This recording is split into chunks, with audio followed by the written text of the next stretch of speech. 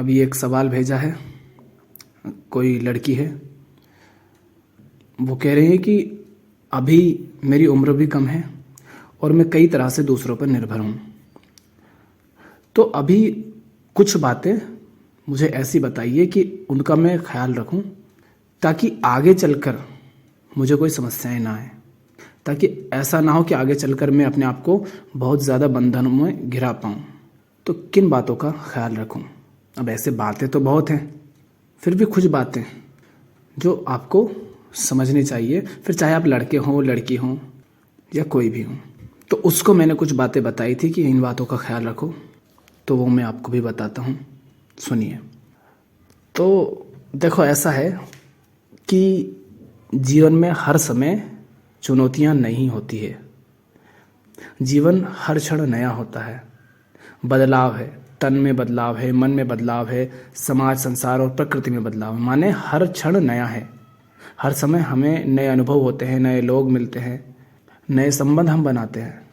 तो होश, सजगता तो हर समय चाहिए, लेकिन फिर भी कुछ बातें हमें ध्यान रखनी चाहिए।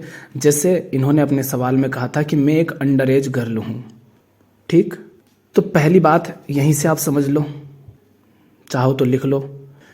इस बात का ध्यान रखो कि कभी भी खुद को शरीर के हिसाब से छोटा और बड़ा मत मानो। इसको बस सुनो नहीं, इसको जियो कि मैं किसी को भी शरीर के हिसाब से नहीं देखूंगी कि वो छोटा है या बड़ा है। शरीर का क्या है, खाओगे पियोगे यूं ही बड़ा हो जाएगा, चाहे आपको कुछ भी नहीं आता हो। ऐसे कितने ही लोग होते हैं जिनको अपना नाम तक लिखना नहीं आता, जिन्हें जीवन की कोई समझ नहीं है, नर्क है उनका पूरा जीवन, घुटकर जी रहे हैं, डर में, दबाव में जी रहे हैं, शोषणकारी जिंदगी जी रहे हैं, लेकिन वो माता पिता बन जाते हैं। तो इससे वो समझदार तो नहीं हो गए ना। एक पागल हो व्यक्ति, उसको भी भोजन मिलता रहे, वो जिंदा रहे, तो उसका शरीर भी बड़ा हो जाएगा अपने आप, क्योंकि आप शरीर को देखकर ही कहते हो कि मैं छोटा हूं, बड़ा हूं। तो इससे किसी भी व्यक्ति को ना देखें। और जब आप ऐसा करते भी हैं ना, तब आप अपने साथ तो गलत कर ही रहे हैं, सामने वाले के साथ भी गलत कर रहे हैं, उसके साथ वैसा व्यवहार नहीं कर रहे जैसा उसके साथ होना चाहिए। तो पहला सूत्र यही है कि व्यक्ति को शरीर के हिसाब से नहीं देखेंगे कि वो कितना बड़ा है, कितना छोटा है। फिर किसके हिसाब से देखेंगे? उसकी समझ के हिसाब से, उसके बोध, उसकी अंडरस्टैंडिंग के हिसाब से। देखो कि वो कितने होश में अपने जीवन को जी रहा है, उसका जीवन कैसा है, वो किस तरह से व्यवहार करता है लोगों से, जीवों से, प्रकृति के साथ, उसका संबंध कैसा है। ऐसे कितने ही लोग आपकी जिंदगी में आते हैं जहां आप देखते हैं कि वो उम्र में आपसे बहुत बड़े हैं, पद, प्रतिष्ठा, धन, सम्मान उनके पास है, लेकिन उनकी बातें बिल्कुल उथली हैं, बिल्कुल मूर्खतापूर्ण है। तो समझ तो मतलब उनमें है ही नहीं। तो क्या उनका सम्मान फिर इतना करें हम जितना हम करते हैं? नहीं। चाहे वो व्यक्ति आप स्वयं हो, माता पिता हो, परिवार हो, रिश्तेदार हो या कोई अन्य हो, सिर्फ ये देख करके कि वो अमीर है, उसको सब लोग मानते हैं, सब लोग उसकी बात सुनते हैं, या वो उम्र में बड़ा है, सिर्फ इसलिए उसका सम्मान मत करा करो। जिन्हें आप अपने समाज सुधारक कहते हो, क्रांतिकारी कहते हो, महापुरुष कहते हो, अवतार कहते हो, अगर देखो तो शारीरिक रूप से उनकी उम्र तो आजकल जो बूढ़े हो जाते हैं, जवान बहुत ज़्यादा हो जाते हैं, उम्र जिनकी ज़्यादा हो जाती है, उनसे बहुत छोटे हैं। कोई 20 साल, 15 साल, 25 साल, 30 साल, 40 साल ऐसे।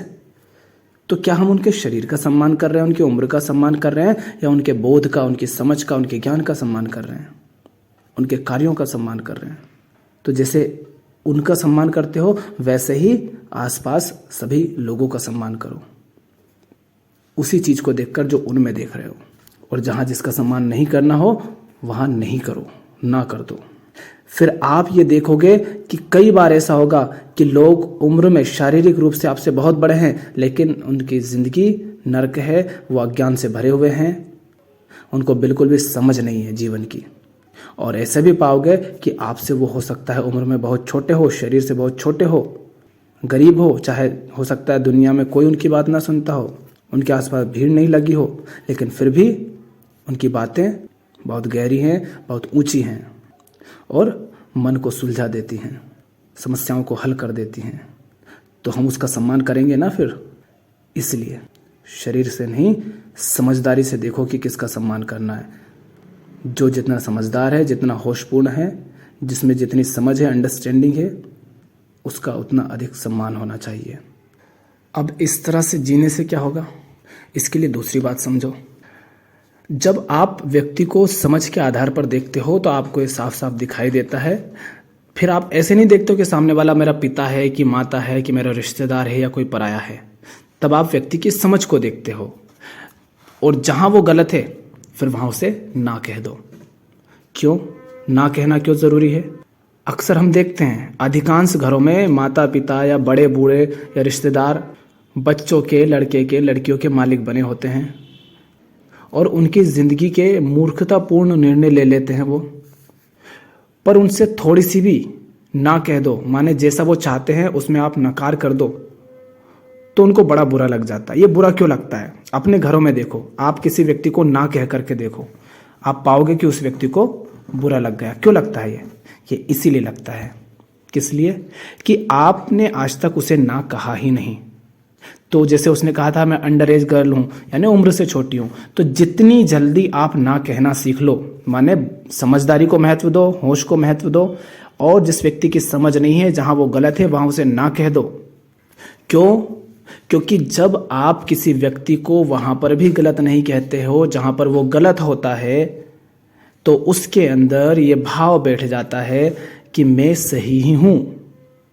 इसीलिए फिर एक समय के बाद जब आप थोड़े बड़े हो जाते हैं और उसकी गलतियों को ना कहने लगते हैं कि भैया तुम गलत हो यहाँ पर, उसकी हाँ में हाँ नहीं मिलाते हैं, तो उसके अहंकार को चोट लगती है कि आज तक जिसने मेरे सामने आवाज़ नहीं उठाई, जो मेरी हर बात से सहमत होता था, आज ये असहमत क्यों हो रहा है? तो जितने भी अभी अगर कोई सुन रहा हो, कम उम्र के बच्चे, माने जो मान लो मेरे बराबर के हैं, शारीरिक रूप से 15, 16, 20, 25 के, तो चाहे कोई भी हो, जहां कोई गलत हो वहां उसको ना कहना सीखो। क्योंकि ना नहीं कहोगे तो उसके अंदर आप एक अहंकार को खड़ा कर दोगे। वो हर बार इस बात की उम्मीद आपसे रखेगा कि आप उसकी हाँ में हाँ कहोगे। तो तोड़ दो उनकी इस तरह की उम्मीदें। जहां वो गलत है वहां गलत कह दो, क्योंकि उनके साथ बुरा करना हमारा इरादा नहीं है। हमें आज़ादी से प्रेम है, हमें सत्य से प्रेम है। हम किसी भी तरह के झूठ को क्यों प्रश्रय दें अपने जीवन में? समझ रहे हैं आप? और इसके कारण धीरे धीरे हर बात के लिए आप उन पर निर्भर हो जाते हैं। फिर जब बड़े होकर आप अपने निर्णय लेने लगते हैं, अपने हिसाब से चलते हैं, तो उनको दिक्कत होती है, क्योंकि आज तक तो तुम उनके हिसाब से चलते थे। तो जो माता पिता अपने बच्चों का भला भी चाहते हैं, इस बात का ध्यान रखें कि उनको अकेले चलना सीखने दें। हर बात में ये ना सोचे कि चलो अरे मेरा बच्चा, मेरा बेटा, मेरी बेटी कैसे अकेली करेगी, क्या करेगी। अगर पैरों से चलने लग गई है तो अब अकेले चलने दो उसे। हाँ, उसका सहारा बने रहो, साथ देते रहो जहाँ ज़रूरत लगे। नहीं तो तुम उसे चलना ही नहीं सिखाओगे, अकेले जीना ही नहीं सिखाओगे, फिर हर बात के लिए वो आप पर निर्भर रहेगी। तो इस तरह तो तुमने उसे कमज़ोर कर दिया ना। तो यदि उसका भला चाहते हो तो उसे अकेले जीना सिखाओ, अपने निर्णय उसे खुद लेने दो, ताकि वो ठोकरे खाए, ताकि और फिर सुधरे। तभी तो मजबूत होगी, तभी तो सीखेगी। जहाँ जितनी ज़रूरत हो बस उतना कर दो, बाकी अधिकांश निर्णय उसे ही लेने दो। तो दूसरी बात क्या है? दूसरा सूत्र, जो व्यक्ति जहाँ गलत हो वहाँ उसे कह दो कि तुम गलत हो, तुम्हारी ये बात ठीक नहीं है, फिर चाहे सामने वाला व्यक्ति कोई भी हो। तीसरी बात जिसमें कि हमें इस बात का ध्यान रखना है कि हमें अपने निर्णय स्वयं लेने हैं। हर बात के लिए दूसरों पर निर्भर नहीं रहना है। हर छोटी छोटी बातों के लिए दूसरों से सहायता नहीं मांगनी है, क्योंकि मुफ्त में कोई भी आपको सहायता नहीं देगा। उसके लिए वो आपसे कीमत वसूलेगा, और कीमत किसी भी तरह से वसूल सकता है। वो आपका शोषण करके, आपसे पैसे लेकर, आपका मालिक बन के, कुछ भी करके, आपको अपने अनुसार, अपनी उंगलियों पर, अपने इशारों पर घुमा करके आपका शोषण कर सकता है, अपनी कीमत वसूल सकता है। तो ऐसा होता है कि घर के अंदर बच्चे हैं, कपड़े कौन से लूँ, कैसे पहनूँ, अच्छा वहाँ जाऊँ कि नहीं जाऊँ, अच्छा ये करूँ कि नहीं करूँ। ये छोटी छोटी बातें हैं, लेकिन यही आपकी ज़िंदगी को तय कर देती है। फिर जब बड़े हो जाते हो तब वो तुमसे कहते हैं कि नहीं ऐसा मत करो, वैसा मत करो, ये शादी करो, वो पढ़ाई करो, ये नौकरी करो, और तुम कहते हो माता पिता हमसे ये कह रहे हैं, हम मजबूर हैं, क्या करें क्या ना करें। वो क्यों कह रहे हैं ऐसा? उनके मन में भाव है ना कि ये कपड़े तो खुद अपने चुन नहीं पाता, घर से बाहर तो जा नहीं पाता, हर बात हमसे पूछता है, तो ये अपनी ज़िंदगी के बड़े निर्णय कैसे सही ले पाएगा। तो जीवन के बड़े निर्णय अगर सही लेने हैं, खुद से लेने हैं, तो जीवन के छोटे छोटे निर्णयों को छोटी छोटी उम्र में ही लेना शुरू कर दो। कपड़े लेते हो तो दूसरों से पूछते हो, अच्छा ये अच्छा लग रहा कि नहीं लग रहा? अरे उसे थोड़े ना पहनना, तुम्हें पहनना है। उसको अच्छा लगे ना लगे वो उसकी आंखें जाने, उसको क्या सुंदर लगता है, वो तो उसी पर निर्भर करता है। तो तीसरा सूत्र है, हर छोटी छोटी बात के लिए किसी से सहायता नहीं लेनी है, किसी भी तरह की, क्योंकि सहायता मुफ्त में नहीं मिलती है। पहली, व्यक्ति को उम्र से नहीं, शरीर से नहीं, समझ से देखो कि कौन कितना बड़ा है। दूसरी, जो जहाँ गलत है उसे वहाँ गलत कह दो जितना जल्दी हो सके, ताकि उसके अंदर ये अहंकार पैदा ना हो कि वो हर जगह सही होता है। तीसरी, हर बात में दूसरों से सहायता लेना बंद करो। चौथी बात, अभी हमने कहा कि किसी से कुछ लेना नहीं है, माने बात बात में सहायता नहीं लेनी है। चौथी बात यह है कि कोई देने आए तो उससे भी लेना नहीं है। ऐसे बहुत होते हैं जो देना चाहेंगे, जब तुम नहीं लेते हो तब वो और ज़्यादा देना चाहेंगे। या अभी तक ले रहे थे और अब तुम उनसे नहीं लेते हो तो वो चाहेंगे कि तुम लो, क्योंकि इसी में तो उनका अहंकार अभी तक बना हुआ था ना कि हम दे रहे हैं, देखो, तो वो देना चाहेंगे। लेकिन जब भी कोई तुम्हें किसी भी तरह की कोई सहायता दे, किसी भी तरह की, तब इस बात के प्रति सजग रहो, होशियार रहो कि कहीं वो तुमसे कोई उम्मीद तो नहीं लगा रहा है। क्योंकि कोई भी व्यक्ति, अक्सर ऐसा ही होता है अधिकांश मामलों में, कि बिना किसी उम्मीद के, बिना कोई अपेक्षा किए किसी को कुछ देता नहीं है। तो कोई तुम्हें देने भी आए तो भी पहली बात तो हमने कहा, लो ही मत। और अगर ले भी रहे हो तो इस बात का ख्याल रखो कि कहीं वो तुमसे किसी तरह की कोई अपेक्षा तो नहीं रख रहा है कि भविष्य में तुमसे कोई अपेक्षा है। क्यों? क्योंकि यदि वो आपसे अपेक्षा रखेगा तो ये आप भी जानते हैं कि आप अपनी ही उम्मीदों को पूरा नहीं कर पाते हैं। आपने कहा मैं सुबह 4 बजे उठूंगा, आप 4 बजे उठ नहीं पाते हैं। आपने कहा मैं इतना पढ़ूंगा, आप उतना पढ़ नहीं पाते हैं। आप जैसा सोचते हैं वैसा तो आप कर नहीं पाते हैं। यानी आप अपनी उम्मीदें तो खुद पूरी कर नहीं पाते, फिर किसी और ने आपसे उम्मीदें लगा ली तो आप उनकी उम्मीदें कैसे पूरी करोगे? और उसकी उम्मीद पूरी भी कर दी तो हम ये जानते हैं, जीवन का सत्य यह है कि इच्छाएं चाहे कितनी ही पूरी हो जाएं फिर भी इंसान संतुष्ट नहीं होता है। तो आप उसकी कामना पूरी भी कर दोगे, उसकी अपेक्षा पूरी भी कर दोगे, तो भी वो संतुष्ट तो होगा नहीं, क्योंकि उसकी असंतुष्टि का कारण कुछ और है। तो उसको क्या लगेगा कि आपने उसकी वैसी सहायता नहीं की जैसी उसने आपकी की थी। फिर इससे क्या होगा? इससे संबंध भी खराब होते हैं। तो किसी व्यक्ति से अच्छा संबंध रखना हो तो हमने तीसरी बात कही, उससे कुछ लो मत, मांगो मत, और वो खुद भी दे तो भी या तो लो ही मत, जरूरत नहीं है तो, और बहुत ज़्यादा ज़रूरी हो जाए लेना तो ही लो। अगर वो दे रहा है तो मांगो तो बिल्कुल मत ही, जितना हो सके मना करो। और यदि कोई दे भी रहा है और तुम ले भी रहे हो तो उससे एक बात कह दो कि देखो, अपेक्षा कोई रखना नहीं।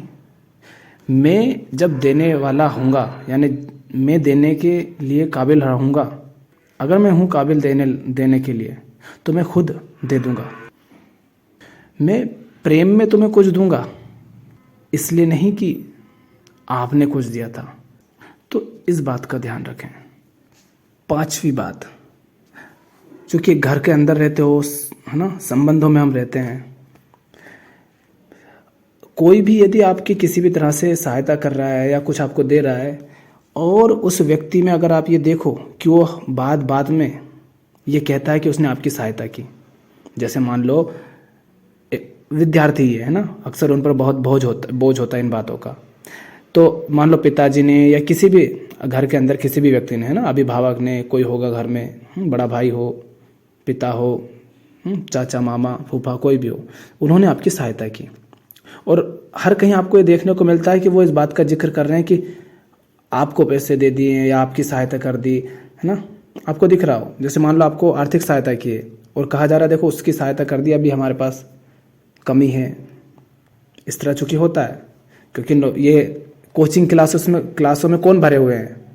वही ना जो एक साधारण से घर में आ रहे हैं, तो उनको बार बार क्या सुनने को मिलेगा कि देखो ये काम हमने नहीं किया, क्यों? उसकी सहायता कर रहे हैं ना, उसमें पैसे खर्च हो रहे हैं। तो जहाँ तुम्हें बार बार ये सुनने को मिले कि वो व्यक्ति हर बात पे इस बात को उठाता रहता है कि वो आपकी सहायता कर रहा है, उसको मना कर दो कि भाई तू रहने दे, चाहे वो कोई भी हो, पिता, अभिभावक, कोई भी, क्योंकि ये व्यक्ति बहुत खतरनाक है। ये सारी ज़िंदगी के इल्ज़ाम तुम्हारे ऊपर मर देगा कि मैं ज़िंदगी में कुछ नहीं कर पाया क्योंकि मैं तुम्हारी सहायता करने में लगा रहा। उसने जितनी सहायता नहीं की होगी उससे ज़्यादा वो तुम्हें बताएगा कि मैंने ये किया, वो किया। छठी बात ये याद रखो, घर के अंदर यदि ये देखो, पहली बात तो यदि आप माता पिता हैं तो आप करना ही मत कि लड़के और लड़की में भेदभाव कर रहे हैं, एक को पढ़ा रहे हैं, एक को नहीं पढ़ा रहे हैं, एक पर ध्यान दे रहे हैं, एक पर कम ध्यान दे रहे हैं या दे ही नहीं रहे हैं, एक को बाहर जाने के लिए कोई समस्या नहीं है आपको और दूसरा जाए तो समस्या है। ये सब हरकतें कर रहे हो तो ये मत करो, ये मूर्खता है। और अगर घर के अंदर लड़के लड़की आप ही देखो कि आप है आपके भाई या बहन के साथ भेदभाव किया जा रहा है माता पिता के द्वारा या किसी के द्वारा, तो उसको नकार दो। जैसे मान लो नॉर्मली होता है कि लड़के को पढ़ने के लिए आज़ाद है, वो कुछ करने के लिए आज़ाद है, लेकिन लड़की को नहीं है, तो लड़के भाई आप भी इस बात के प्रति सजग हो जाओ कि आपसे भी उनको प्रेम नहीं है, क्योंकि प्रेम ये नहीं होता, प्रेम भेदभाव नहीं जानता। आपको सिर्फ इसलिए इतना घी चटाया जा रहा है, इतनी चटनी चटाई जा रही है क्योंकि आपसे वसूलना है फिर आगे चलकर। तो बहना को साथ साथ लेकर आगे बढ़ो। यदि उसे पीछे रखा जा रहा है जानबूझ करके तो समझ लो कि तुम्हारे गले में भी फंदा पड़ने वाला है। तो पांचवी बात, कोई कह कह करके सुनाए, मना कर दो कि भाई रहने दे, तू अपनी सहायता अपने पास रख। और छठी, अगर भेदभाव देखो घर में दो समान लोगों में तो तुम भी सहायता मत लो, नकार दो उन सब बातों को। सातवीं बात, जिंदगी में जितना अधिक हो सके काम करो, लेकिन खर्चे अपने कम से कम रखो, अपनी ज़रूरतें कम रखो, व्यर्थ के खर्चे मत करो। लोग क्या चीज़ें खरीदते हैं, किन चीज़ों को महत्व देते हैं, इस बात से फ़र्क पड़ना ही नहीं चाहिए आपको। बस इस बात का ख्याल रखो कि सचमुच आपको कितना चाहिए और क्यों चाहिए। यदि सही काम के लिए, सही चीज़ के लिए आपको पैसा चाहिए तो फिर खूब कमाओ। कोई चीज़ चाहिए तो ज़रूर लो, पर उतनी ही लो जितनी की ज़रूरत है। व्यर्थ के दिखावे की ज़िंदगी मत जियो। ज़रूरत है तो ज़रूर हासिल करो, पर यदि ज़रूरत नहीं है तो भले ही तुम्हारे घर के आसपास हर व्यक्ति के पास वो चीज़ हो। मान लो कोई गाड़ी है, वो तुम्हारे घर के आसपास हर व्यक्ति के पास है, लेकिन तुम्हारे पास नहीं है और तुम्हें उसकी ज़रूरत नहीं है, तो भले ही सबके पास है तो है, हमारे पास नहीं है, नहीं है तो नहीं है, हमें नहीं है ज़रूरत तो क्यों लाए ज़बरदस्ती? क्योंकि उसके लिए फिर आपको गुलामी करनी पड़ती है, अपनी ज़िंदगी को नर्क बनाना पड़ता है, व्यर्थ का परेशान होना पड़ता है। लोगों ने तो कुछ भी भर रखा अपने घर में, ऐसे ही तुम मान लो अपने मन के अंदर बहुत कुछ भर रखो व्यर्थ की चीज़ें, तो मन परेशान रहता है ना। वैसे ही घर में, जीवन में हर कुछ नहीं भरा जाता है। तो अपने तन को भी व्यर्थ की चीज़ों से खाली करो, अपने मन को भी खाली करो और अपने जीवन को भी खाली करो। तो सातवीं बात क्या है? खर्चे कम रखो, मेहनत अधिक करो और व्यर्थ की चीज़ों को मत खरीदो, चाहे हर कोई उनको खरीद रहा हो। यानी दूसरों से तुलना करके, देखा देखी करके मत जियो। दूसरों को दिखाने के लिए कुछ मत खरीदो, अपनी ज़रूरत है तो खरीदो। फिर किसी के गुलाम बनना नहीं पड़ेगा, शोषण नहीं होगा इतना आसानी से, कोई आपका शोषण नहीं कर पाएगा। और सबसे अधिक इम्पोर्टेंट आठवीं बात, वो है ज्ञान। यानी किताबें पढ़ो, जितना अधिक हो सके किताबें पढ़ो, अच्छी किताबें पढ़ो। जिन्हें महान लोग आप कहते हो, जिन्हें महान मानते हो, जिन्हें महापुरुष कहते हो, अवतार कहते हो, उनके जीवन के बारे में पढ़ो, क्रांतिकारियों को पढ़ो, समाज सुधारकों के बारे में पढ़ो, स्त्री हो पुरुष हो सबको पढ़ो, किसी भी जाति धर्म के हो, किसी भी देश के हो, सबके बारे में पढ़ो, किसी भी उम्र के हो, सबके बारे में पढ़ो। क्यों? क्योंकि सीखना है जीवन में। तो जीवन तो हमारा छोटा सा है, सारे अनुभव खुद तो लेने जाएंगे नहीं, तो दूसरों के अनुभव से भी सीखो। और इन किताबों में उन्होंने अपने पूरे जीवन के जो अनुभव होते हैं, जो उन्होंने सीखा होता है अपने जीवन के अनुभवों से, उस बात को बहुत कम शब्दों में वो लिख देते हैं। तो बहुत कम समय में हमको बहुत लंबे जीवन के अनुभव मिल जाते हैं। तो जितना अधिक हो सके किताबें ज़रूर पढ़ो, अच्छी किताबें पढ़ो। ये 8वीं बात है, लेकिन इसको पहले नंबर पर रखो। और भी बहुत बातें हैं, लेकिन कुछ बातें हैं जो आपसे कही हैं, जो आप अगर अपने घर में अपने संबंधों में ख्याल रखें तो आपके संबंध अच्छे रहेंगे और कई तरह की गुलामी से, कई तरह के बंधनों से आप बच जाएंगे। आज के लिए इतना ही। ध्यान रहे, राम नाम सत्य है।